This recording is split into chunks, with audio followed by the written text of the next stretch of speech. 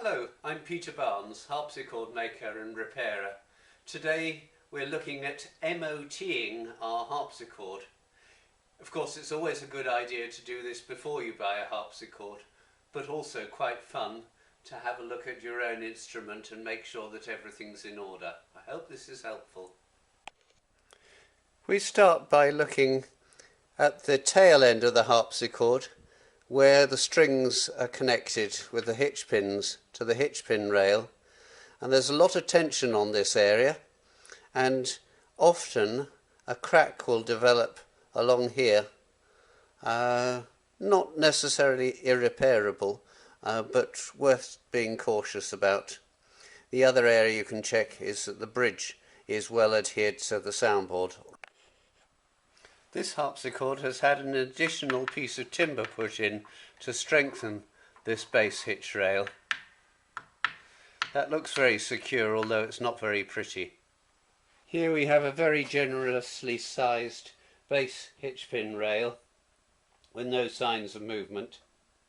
Here on the curve of the bent side is also an area that's under extreme pressure, so check that there's not a crack appeared or a split appeared round this area. Here's the treble end of the soundboard and hitch pin rail, and that glue joint is nice and firm. Again in the treble we have a very generous hitch pin rail and a bridge well adhered to the soundboard and no signs of cracks at any point.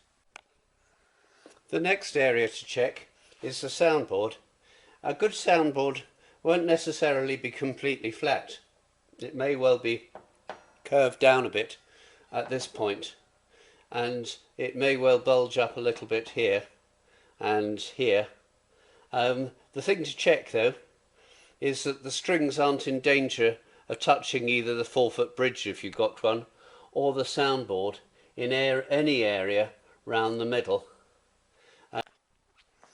Here's a check for how flat the soundboard is on a different instrument.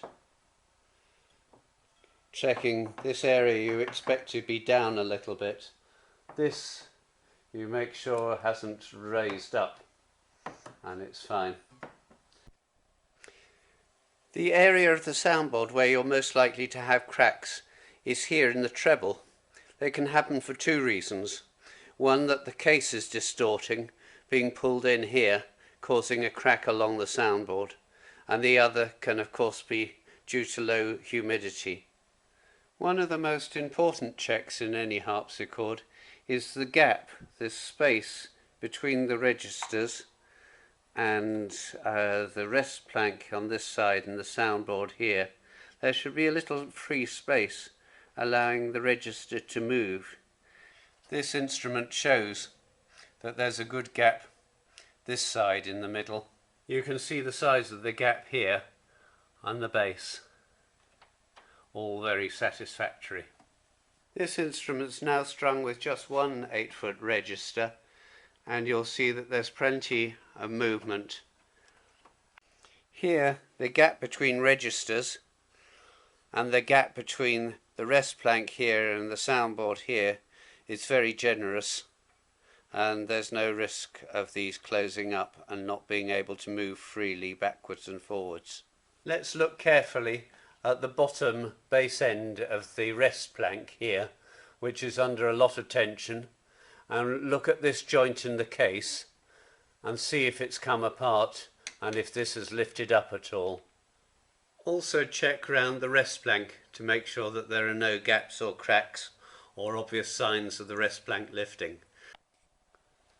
The final very useful check on the case is that this cheek is parallel with the spine.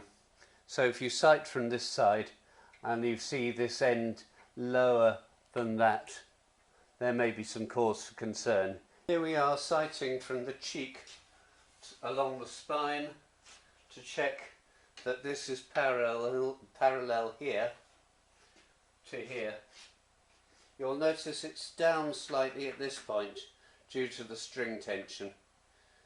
Anything much worse than that, I think one might be worried. The next phase is to look at the regulation of the instrument and check that all the keys are level and even. The keys look nice and even.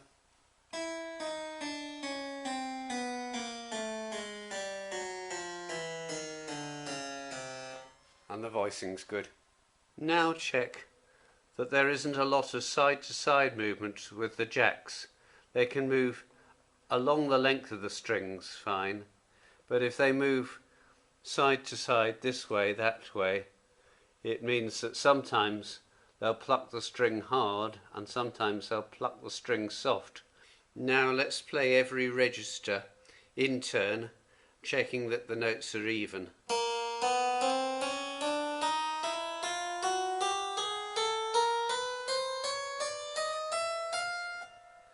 And that the dampers work well. Same with the lower register.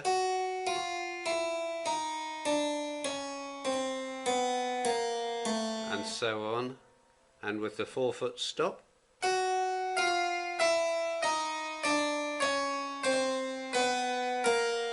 Sorry, that's slightly out of tune. Now, with all 3 registers together, if you depress the key slowly, you'll get each 3 note plucking one after another.